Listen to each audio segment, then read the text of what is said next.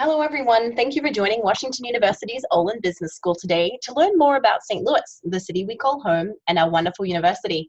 My name is Megan Waite, and I'm Associate Director of Admission for the Graduate Programs Office.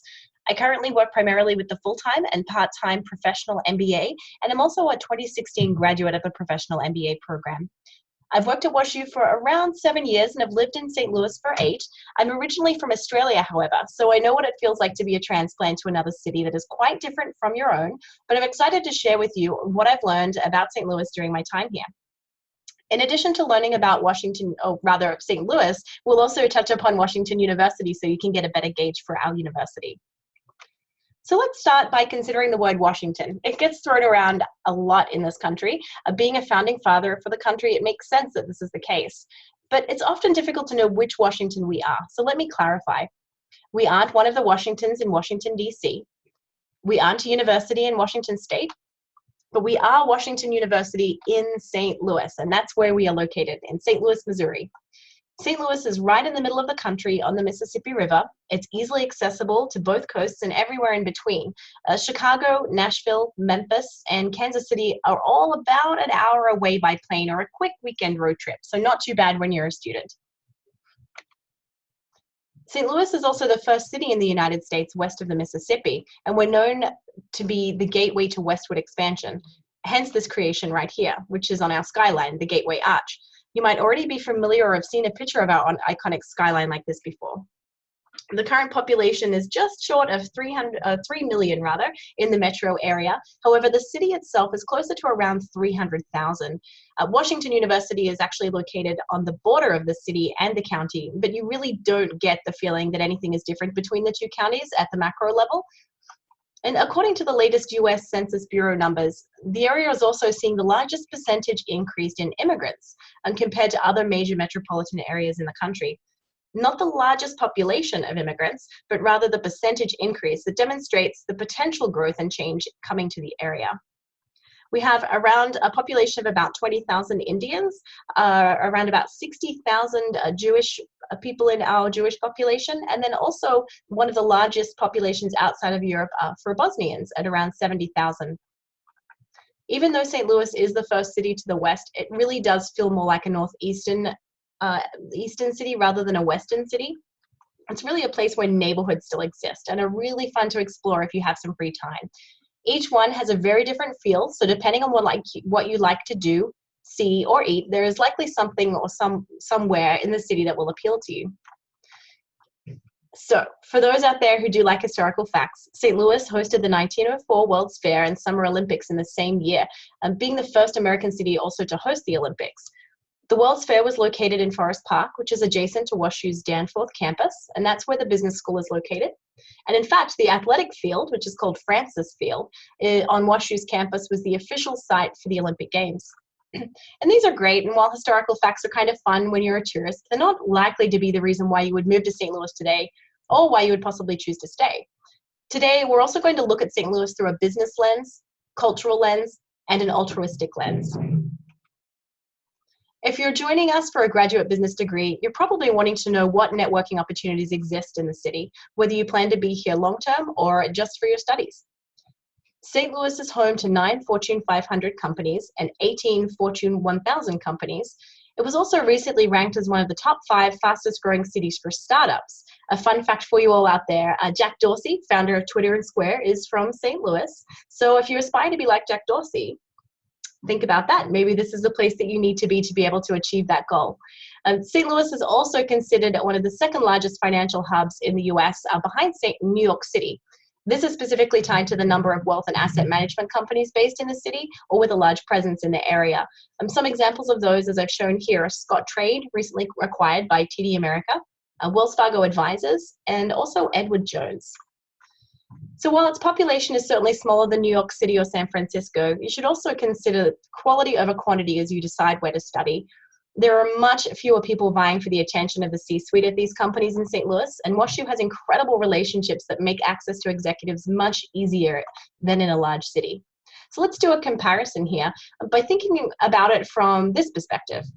Do you have a Facebook or a LinkedIn page? If so, how many friends or connections do you have in total? And how many of them do you really know or feel comfortable asking a favor?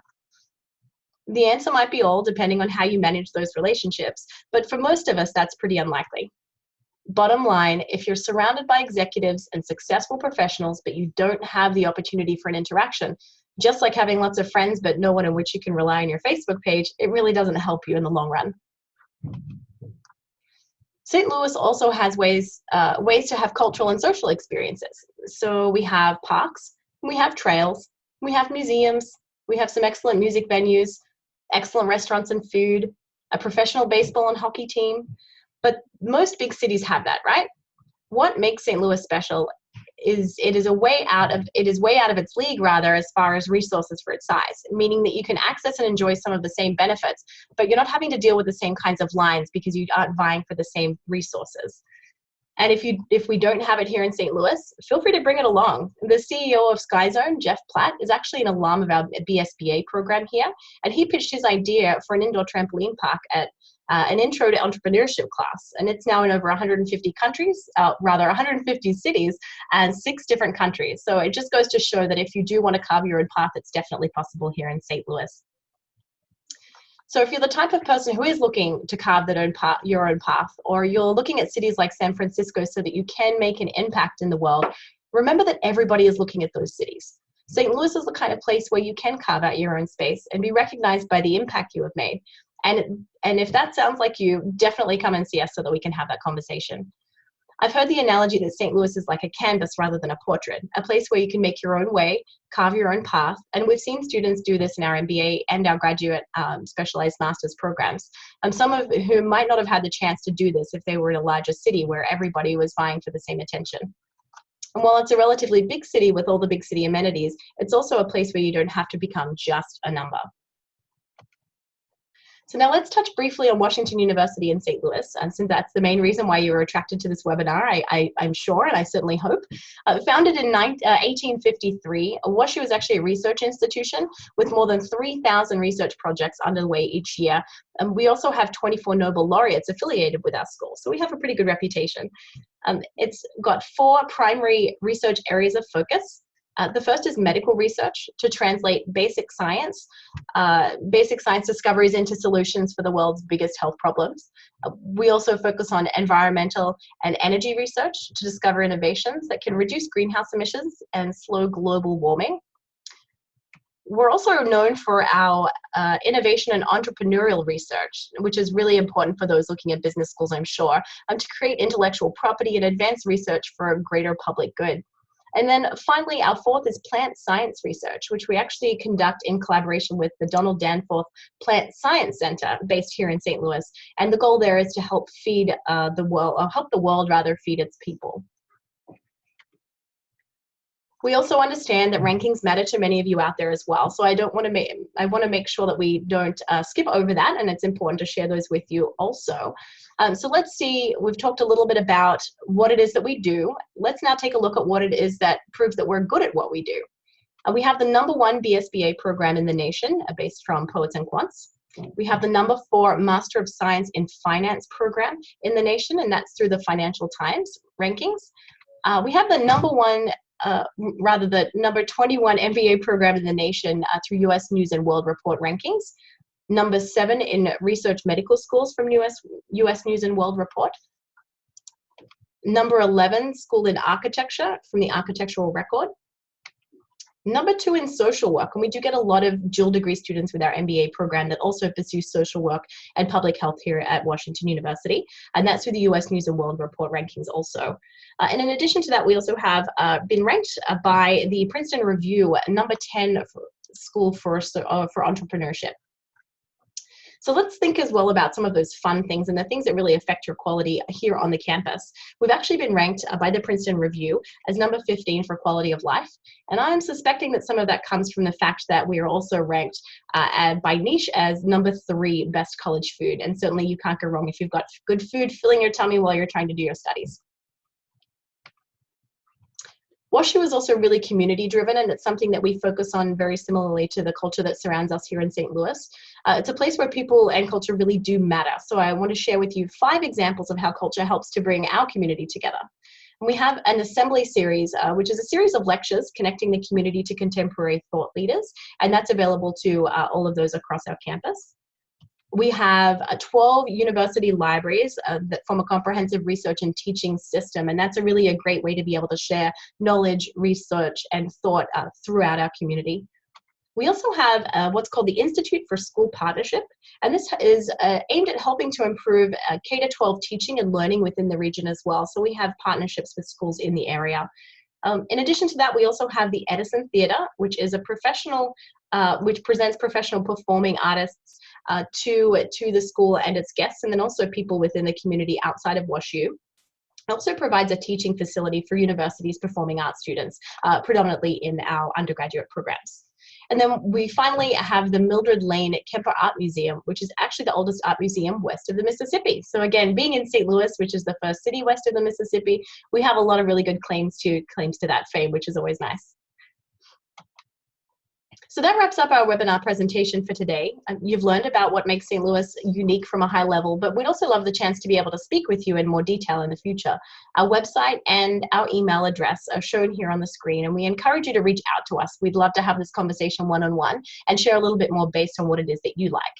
And so ultimately what we want you to take out of this presentation is that St. Louis is the kind of city where you don't see anonymity. If you want to shine, if you want to stand out from the crowd, if you want to make a difference, St. Louis is an excellent fit for you. I certainly know when I go out and about, it is becoming a kind of common practice that I see somebody that I know every time I'm out in a social space. And it's kind of fun to know and start wondering who it is that you might run into at that point. And WashU's values of community, impact, culture, and collaboration also tie nicely in with the St. Louis city environment. So moving forward, I want to leave you with some thoughts as well in regards to what you can do next. As you can see on the screen, you know, what now? Definitely come to an event. We do travel a lot, not just here in the United States, but also internationally. So feel free to check on our website, which is listed on the screen here, about when our upcoming events are coming through. If you are in India, I'll actually be in India for the QS tour, if anyone's there later this month. We'd also recommend that you look at other webinars that we have out there on a variety of different topics, so they can also be found on the website. Feel free to meet with a recruiter, whether that be by Skype, telephone, or even just communicating by email. We'd love to hear from you. And certainly visiting campus will help you to see what this really is about, rather than just viewing what it is that I've talked about on this webinar in a little bit more of a virtual situation.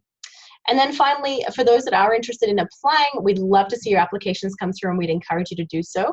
We will be opening our fall 2018 applications to all of our programs. That's the full-time, part-time professional, and also the specialized master's programs in August. So please keep an eye out for that. And if you have any questions in preparation in the meantime, again, that email address is listed here for you, so please reach out. Finally, we appreciate you for joining us, and we hope you found this time to be really worthwhile. Any questions that anybody has, please feel free to send them to the email account here, or follow up with me. I'll be sending a recording of this webinar out shortly to you. So we look forward to hearing from you and hopefully seeing you at an upcoming event. Thank you so much, and have a great day.